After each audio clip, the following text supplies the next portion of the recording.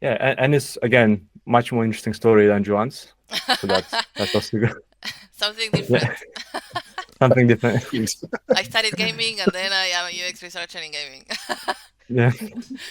I I had my goals and And and what I like in mind. So I'm a Yes. practical guy. mm, I know what I like. I go in that direction. he is very practical, The but good yeah. thing is that he moved from boring banking to entertaining gaming. I mean, it's more interesting than you think because one of the things that Let's cancel the episode. Yes. Yeah.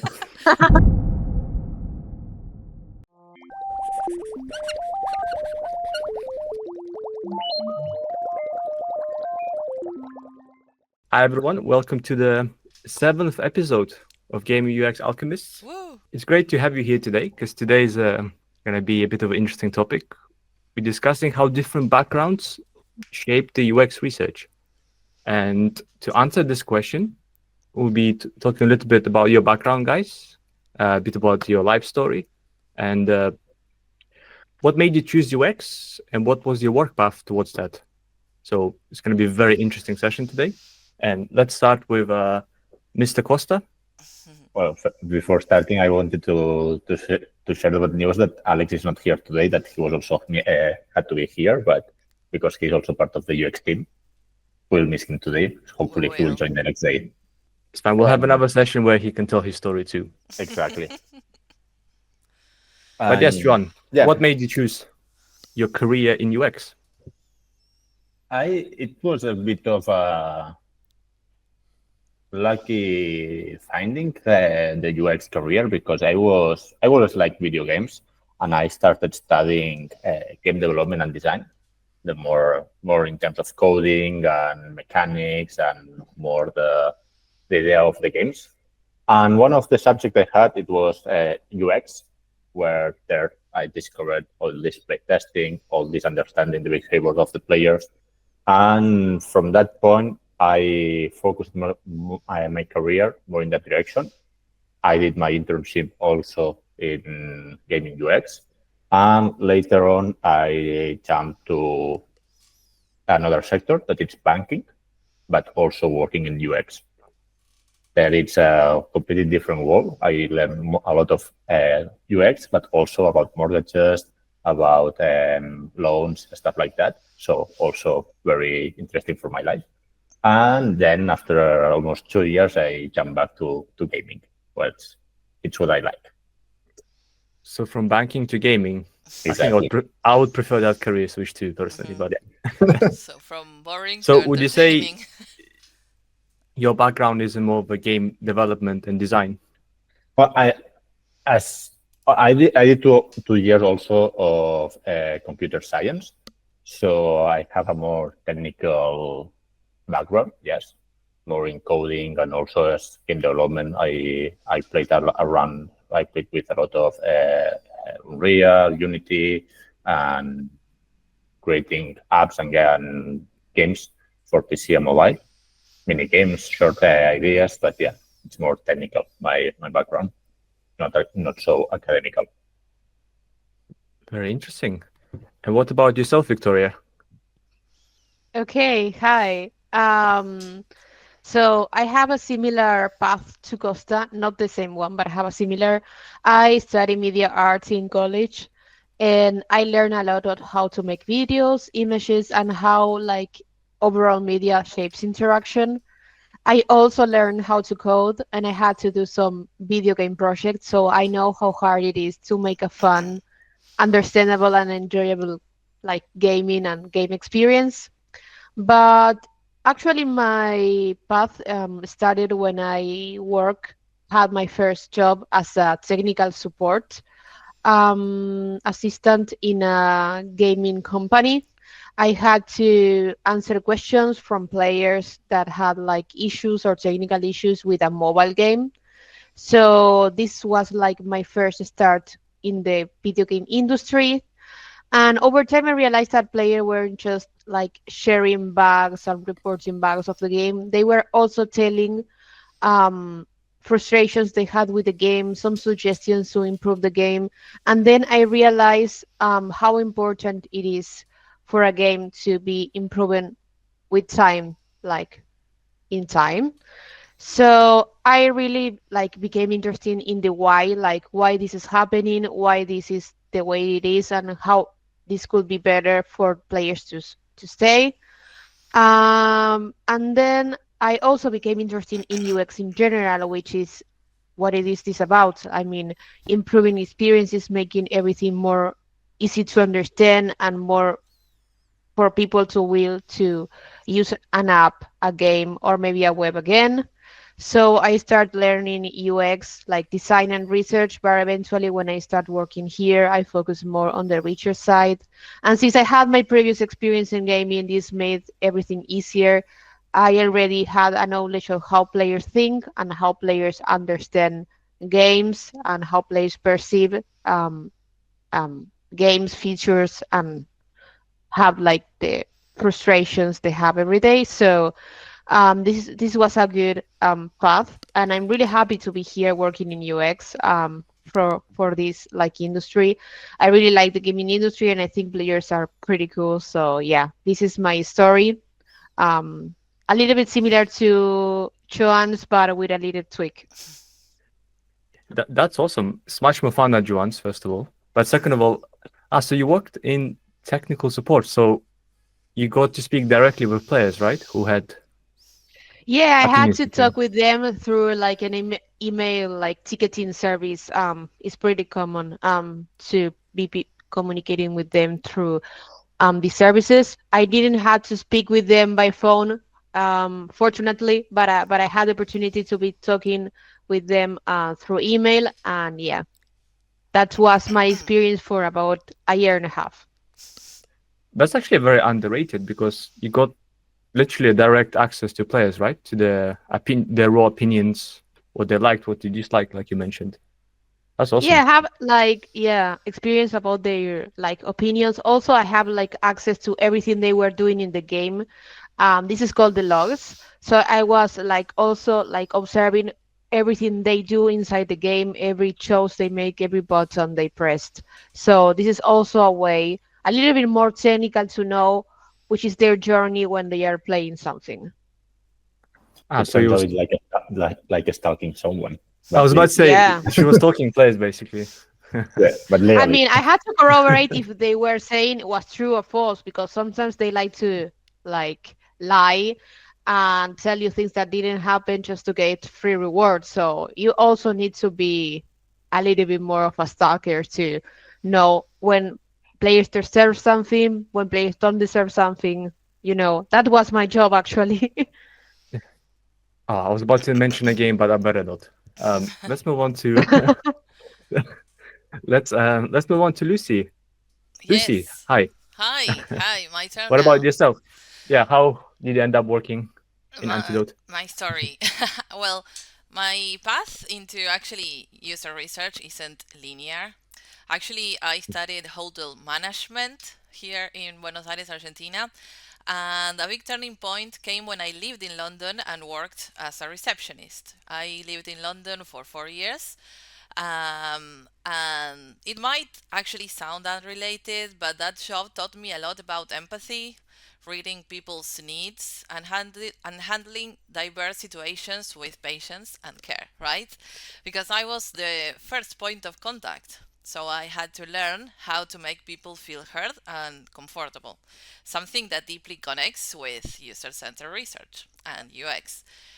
Later, I came back to Argentina where I studied UX. I did a few courses, I learned the research methodologies, and put them into practice into several case studies.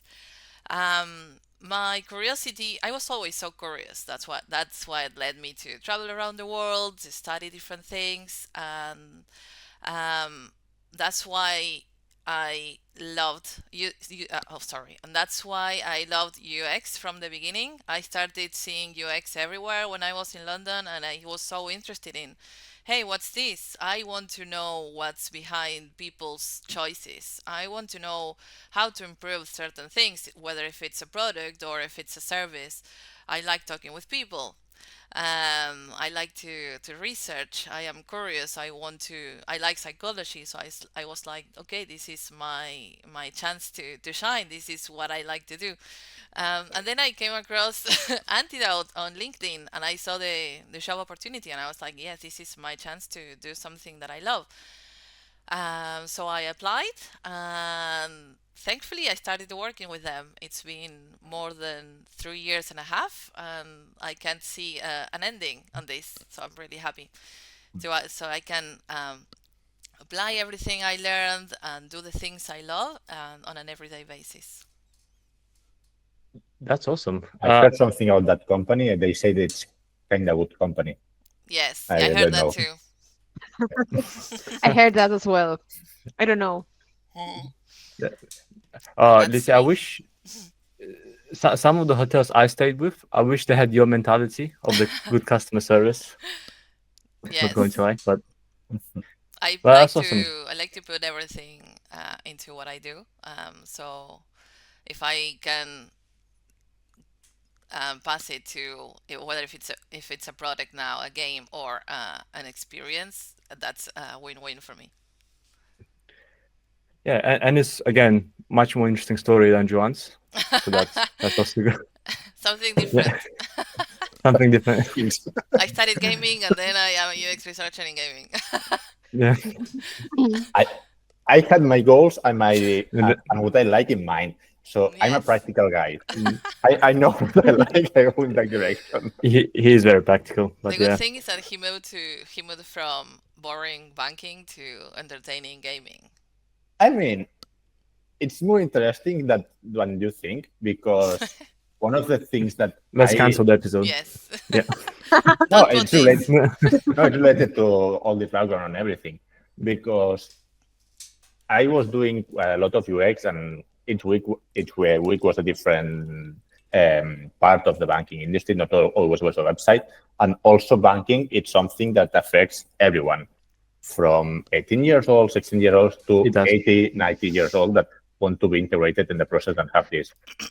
And having to do the same test with people 80 plus, with 40 to 50, or young adults, you have to adapt a lot the script on the how to apply all these techniques to make sure that you can compare the results. And also, I like people and working with kids and also with grandparents. It was very lovely.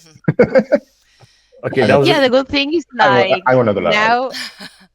Yeah, the good thing is like now games are for every age. You have like games that are more like adapted to people, I don't know, mobile, and you have people like over 60 playing games.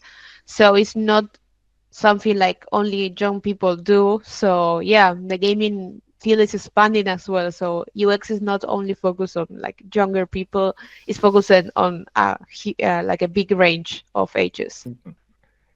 yeah, and it was a good say from John at the end. He did make the job sound interesting. I'm gonna give it to him. So That's true. Yes. yeah. I learned a lot Yeah. there. Well, that was actually very interesting backgrounds and stories from you guys. And after hearing that, I realized you all had different experiences regarding talking to players or doing UX research. And I was very curious to see if you transferred those skills into your current UX research workflows. And if you did, which ones and how they're helping you now? I can start with this. Working as a receptionist in London gave me a solid foundation in being customer first. I was constantly interacting with people from all walks of life, solving problems on the spot, and making sure they felt welcomed and understood. That taught me to listen actively, to pick up on nonverbal cues, and respond with empathy. All crucial, I think, user interviews and playtesting skills. Combine that with my curiosity, and I'm able to dig deep into user interviews and subsequent feedback, transforming them into insights that are both actionable and human. Very professional answer. Yeah, I forgot the question. He was so, the so skills, professional. the skills that you can transfer to I today. mean, yeah. I mean, apart from one of the things I mentioned of within the learning a lot of from banking to adapt to the ages, Also, for example, to make it more interesting from my side, I also was a basketball coach for kids from 6 to 8 years, and spending so much time with kids those ages really helped me to when I had to moderate, for example, kid tests, to adapt the not only the words but also the behavior so they can engage with you because normally the kids are shy and having this more in common so spending so much time with coaching with kids it also helped me to adapt in this kind of situations so that was really interesting and in terms of my technical career I think it's not directly to the execution but more in the results or how to adapt having this okay, what are the steps to complete this suggestion that I'm offering? It's something difficult, it's something easy to implement. Having this background, it also helps me to understand what I'm suggesting to the client to do, if it's so complicated or not. You should have started that you were a basketball coach. Mhm. That's cool. Much I, more I, I interesting. want to keep okay, I want to keep a bit of history. Yeah. I was I joking. Yeah. really hope that this You want to keep something for your private life. You don't no, want everyone to know everything about you. yeah, but also Exactly. I expect this podcast to not be edited much because I want to see I want to people see how I'm treated here because this is my daily, how I'm treated daily. He's treated with love. I He's think that treated when with you love. said banking and then mortgage and all that stuff, it was like, oops. Yeah, but I learn a lot of things that But I will need in the future if I can buy a flat. That's That's true. important stuff. Yes. If I have a question, I'll go to you. Exactly. and Yeah, same. what about you, Vicky? Because you, especially that you go to speak with players directly, how did it benefit you? So apart from having a strong sense of patience when talking with people that is having issues and frustrations, because you need to deal with someone that is angry, mad, or maybe disappointed with something regarding the game. Maybe they didn't receive like a thing they buy inside a game. Maybe they are having a lot of bugs. So you need to be really patient when talking with people and try to understand them. You need to have like a strong sense of empathy. So I think that that's some of the things that I bring here at Antidote and when doing my work, because there is a thing that even though what the client ask and wants is important, you need to like make a balance between what players are experiencing and what developers need to understand to make meaningful improvements. So yeah, and for that you need to have that empathy to understand players and also that knowledge of UX and like the technical side to translate those insights into valuable feedback that clients will understand. So yeah, that's in my case what helped me be a better researcher or at least like exceed at my job. Very good, very That's nice. amazing. That's amazing because all of you, no, actually, I'm lying. Besides Joan, you came from different backgrounds. No, that was a genuine mistake. Sorry, everyone. So besides Joan, you all came from, let's say, not the traditional background, right? You didn't go from school to I don't know gaming or UX degree than this. You all came from different paths, which, especially the skills that you mentioned, you transferred with you, can actually increase the quality of your workflow, right? Because you can use this in your own work, which gives you like the outside or real life perspective into, for example, analyzing player feedback or writing reports, which is awesome. And how would you say the skills that you transferred to developed over your career, like shape how we as Antidote help with UX research? Before jumping on that, one of the things that I partially I agree. I think that having this diverse type of background it offers a lot of added knowledge, but also it as everything it has pros and cons. I mean, we are not perfect, so we have a lot of other backgrounds, but also we don't come from this academical, more pure academical UX of doing all this all year studying the methodologies, the theories behind all these theories, and also this is something that um, we miss. We don't have it. I'm not saying that it's good or bad. Each company is have this its own interest, and for example, I'm the type of people that I don't mind if someone that it's not purely academical. We're here we are the pure examples, but I think that also there's a lot of people that has a lot of knowledge in terms of UX, but and not this background, this diverse background, and also they're very good professionals. And we don't want to just say that having this diverse background is the perfect way. We want to make sure that everyone is included and that everyone has their own story, because we have a lot of colleagues that are on their way, and I don't want them to feel insulted from what we are saying today. Yeah, of course, because of course, we shouldn't neglect the academical side of it. And Exactly. would you say that in UX research, like almost to say like in the trenches, it's good to have both a mix of academical approach and a bit more of a intuition slash like real life approach? I think that depends a bit on the company or interest of your projects or what you're working.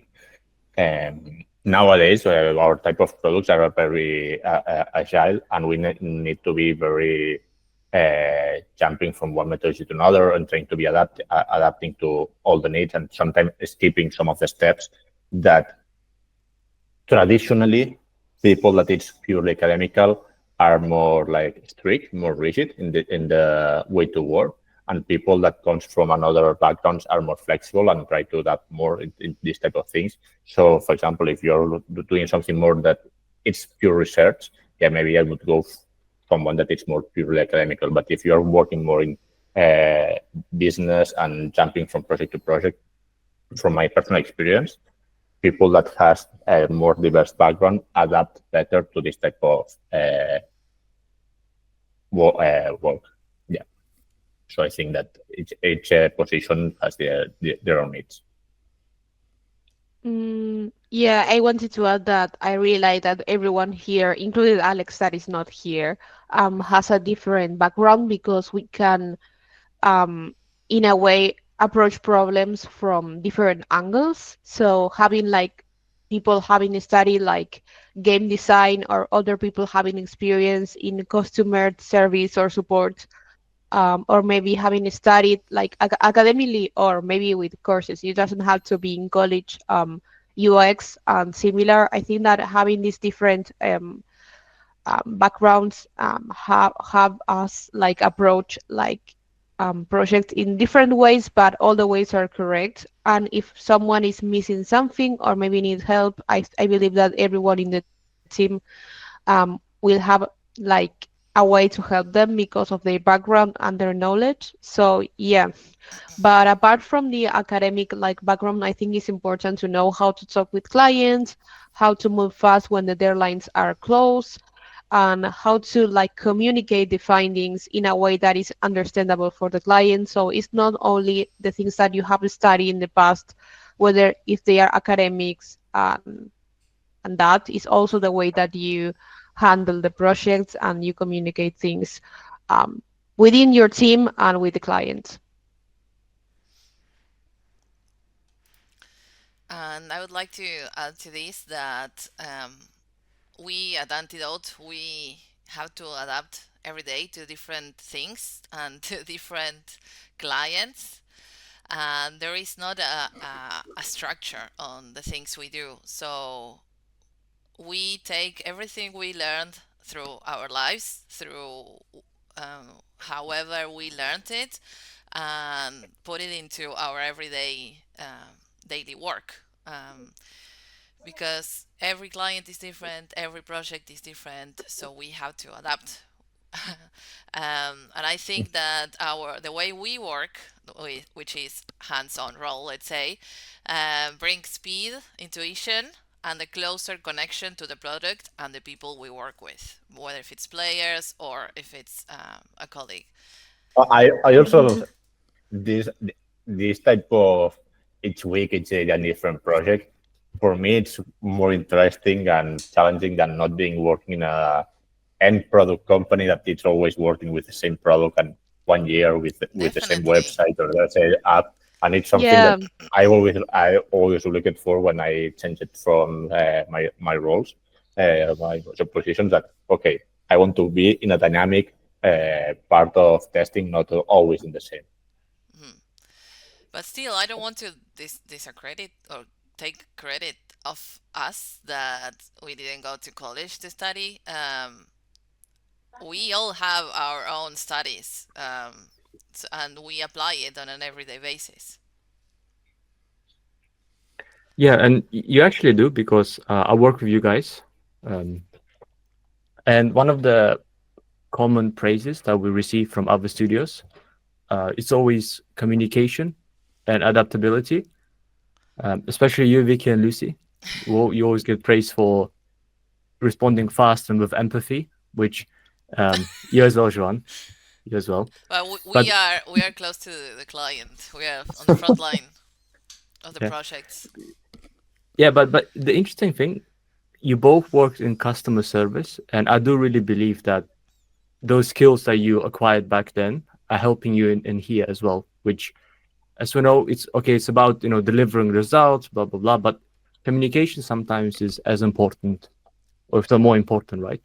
To let the client know what's going on, what are we doing. So But that's awesome to hear. not also in the clients. So, one thing that Vicky and Lucy do really well also it's communication with players. I mean, when you are moderating a playtest, you also have if you are real time moderation, you are there with them, and you are trying to guide the player on certain guide in terms of telling him what tasks have to be completed or what is the instruction of this project and try to make the player go in certain path without forcing it. And also this is something that um, they have learned also with dealing with so many people over the years how to tell the things to make it feel like okay, I'm not forcing them to do anything. It's their decision. They are doing their own decisions here. I'm just letting them know the options. yeah, and as Joan said, I mean, UX is not only like delivering findings, etc., because to have like a good UX report or maybe like delivering findings to a client, you need to coordinate with players how to do a plate as well. So communicating with players is really important and also make the difference between like good or bad findings. Because if the players don't understand what they need to do, if they don't find instructions to play clear, the results are not going to be good. So it's really important not only to communicate between the team and with the clients to understand what they want, but also with the players that are going to test the game that they want to have insights of. So after all this interesting talk, I wanted to ask you guys for some examples from the work that you recently did and how you applied your background, so your transfer skills into this. Because I know you guys have a couple of very interesting ones. Yeah, I think that having my experience and knowledge in game design, and it's a bit related to what I was saying before that not only the technical part, but also the game design. It helps me, and also all these gaming years that I've been playing consoles. It gives me the knowledge that when I'm working on a report, all these suggestions or changes are more like, okay, how am I applying all the theory that I learned all these years from all the studies that I've been making? How it's the best solution. At the end, one of the examples that everyone says it's the jetpack. Everyone wants a jetpack in their game, but although players say they want a jetpack, maybe it's not the best fit for this game. So as a researcher and also game designer, I have this mentality of okay, players want this, but game design point of view, this doesn't match with the game. Imagine just going to exaggerate, not making any uh, under NDA. So I will just make up an example. Basketball game, you cannot have a jetpack, but if players want a jetpack, we want it. So we have to make sure that this balance of both things. And also, Alex is not here, but also we have been talking about him, but not his background. He also did a bit of game design, so he also has this type of knowledge. Interesting. Yeah, I would like to hear his story. Maybe one of we can revisit this one of the next episodes. Put him on the spot. Okay, so I want to mention a little bit about my resident experience and also the experience of Lucy and other team members of Antidote. We had to deal with a really big game that is now just released for people to buy and play. It's a football game. It's called Rematch, and we had to do several tests in this game. A lot of them were server tests because there were a lot of people playing at the same time. But this is not like, okay, let's play and then we don't do anything about it. We need to moderate the playtest. We need to moderate like how a lot of players behave at the same time, which issues they were having, and also trying to watch players who were trying to break the NDA to like stream the game in their platforms because the idea is that the game was confidential. So a lot of my previous skills in communication and trying to deal with stressful projects and really came from my technical support background, and I was able to handle the situation alongside my team because of my this experience that we had and because we worked together as a team. So yeah, we were dealing with a client that had their requirements, and also with players that had technical issue questions, and they were really anxious to test the game and to tell everybody, hey, I'm playing this, but it was like a confidential playtest. So yeah, sometimes these projects take some time, and this project like find it stressful, but it's a way to test that eventually come to great results to keep improving the game, improving the servers, and eventually releasing a really successful game. Yeah, I remember seeing you guys on Rematch. You, Mac, and Lucy being like superheroes at that period. That We was were cool. superheroes. We We are. No, were. You I'm are. not And we joking. are, Actually, Yeah. yeah. yeah. What about you, Lucy? Yeah, I was going to say a superhero story actually. At least the client I think thinks so. Wow, look at that. Look at that switch. That was a good linking point. Actually, my story happened, I think, last month. We had a big client, an important client, play tested with us. It was such a great game, and it was the UX report included. We normally have 2 weeks to complete the full UX report, and I was doing the report, and luckily I had done a lot. I was almost ready, and the client told me that they were having an emergency and they needed the full UX report in less times, in less days than the 2 weeks that we normally say so. And I knew I could achieve his needs of having the report earlier. So I agreed on giving the report earlier, and I rushed for the whole day. Actually, I wanted to have my report complete and perfect.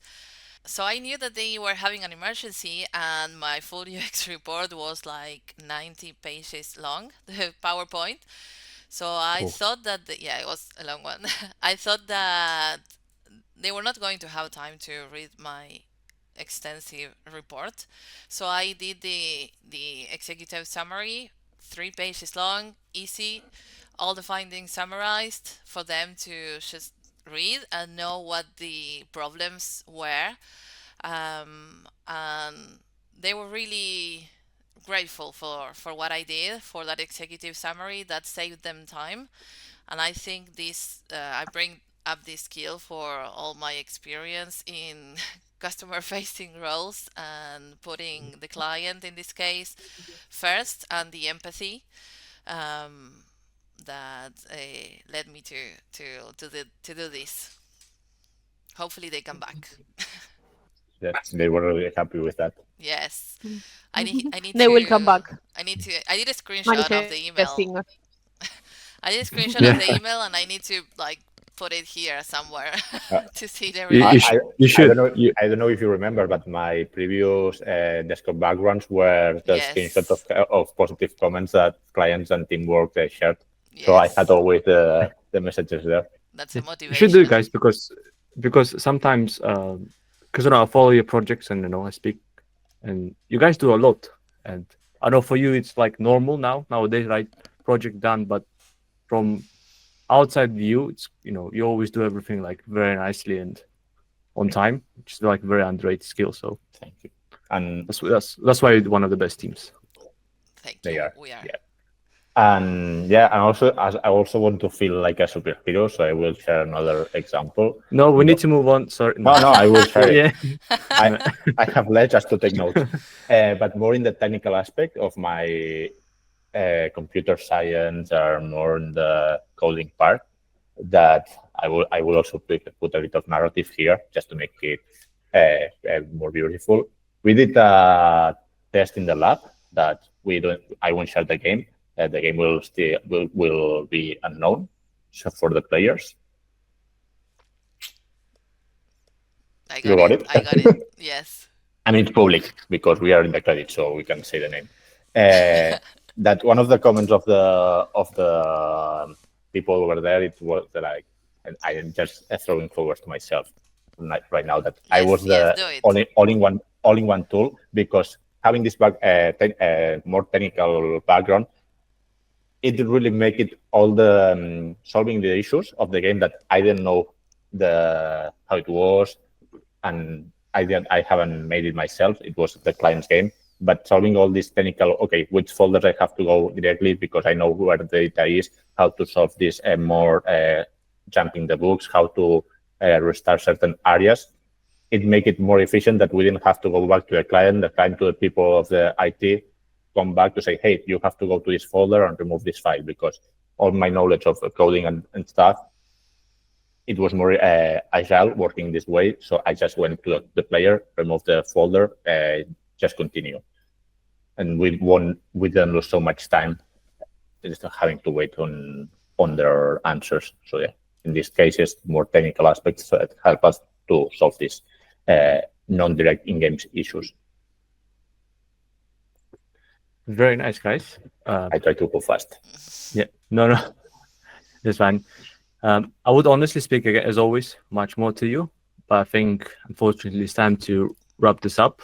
But yeah, it was great to learn more about you, but to also actually see how you apply outside skills into UX research, which I think is very important uh, skill to have to deliver the best possible insights. But I want to hey, ask something to the host.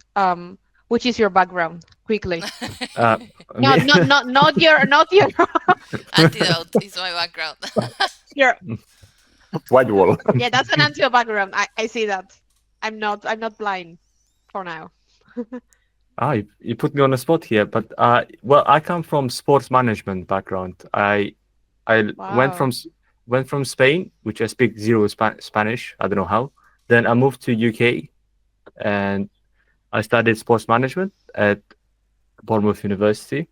But then I changed my mind that I didn't want to be in sports. I wanted to do digital marketing. So I dabbled into everything in email marketing, in SEO, and even ads a little bit. But I discovered that I like to be in content and in writing. And yeah, then I moved to Romania. Then obviously I got either antidote and unfortunately, sorry, I'm with you now, guys, and enjoying my time here. Who knows? Maybe our next chapter, Alim, it's you and I working in a sport team. Basketball Maybe, team. I do the coaching and you do management. Hmm. yeah. I did like A basketball though. basketball team. Yeah, I did like basket. I did play it. I tried to be a I point played. guard. I also played many years basketball. I tried to be point guard, but I was terrible, so I was always moved to the back. In the middle who dribbles Okay, and passes, basically. I know the position in Spanish, not in English. The middle person, the middle one. Joan. I'm terrible at every sport, so yeah, I'm not joining you guys this time. I take I take pictures, and then That's Take it. it. Alim. Like, Yeah, it's I cool. cheer. I cheer. Like, let's go, Ali. Let's go, Joan. Okay, all together. And this is exactly why it's my favorite episode so far. So, yeah, guys, I won't take more of your time. I know the topic of the next podcast episode, but I'm not going to reveal it here. Let's keep it Ooh. suspense. It's Portal 2. It's not Portal 2, but it's something. Okay, I'm not going to say more interesting, but as interesting. Needed. So, A much needed Yeah. podcast. yes. So, it was good to see you guys. You need the S word. It's Portal. The word sounds very.